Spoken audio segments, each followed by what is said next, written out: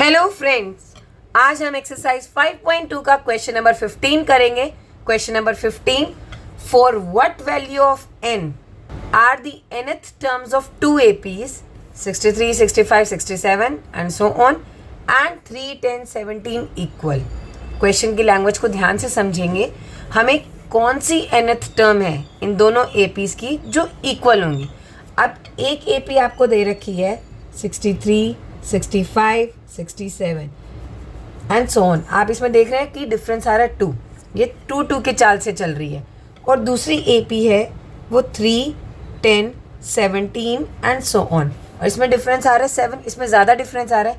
तो ये कहीं ना कहीं जब ये मिलती जा रही है, बढ़ाते जा रही हैं, तो एक ऐसी टर्म आएगी जिस पर यहाँ वाला नंबर और यहाँ वाला नंबर सेम आएगा। सपोज 84 है तो 84 यहाँ भी आएगा, 84 यहाँ भी आएगा, पर कौन सी टर्म पर आएगा वो आपको बताना है। ठीक है, तो for what value of n these are equal, ये इक्वल हो जाएंगी।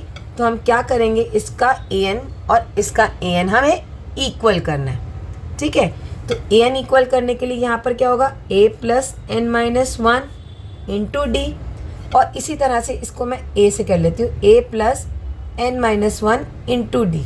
अब यहाँ मैंने d भी अलग से डिनोट किया है। क्यों?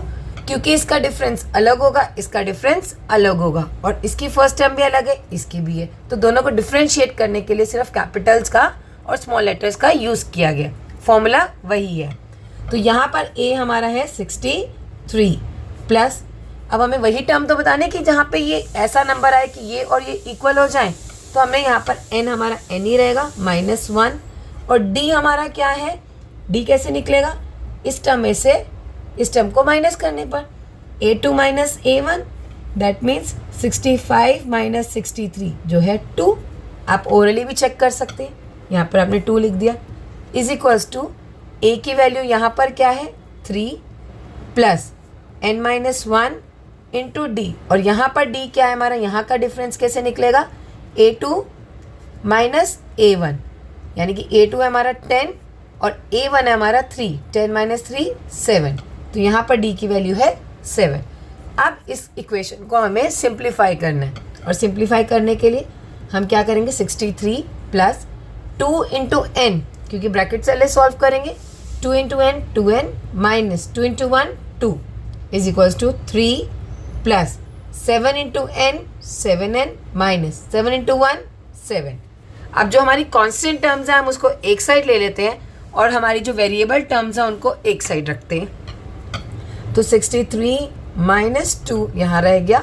अब यहाँ पे जो 3 है ये -3 हो जाएगा इधर आके, और -7 इधर आके +7 हो जाएगा, क्योंकि जब इज इक्वल टू के दूसरी साइड जाते हैं तो साइन चेंज हो जाता है।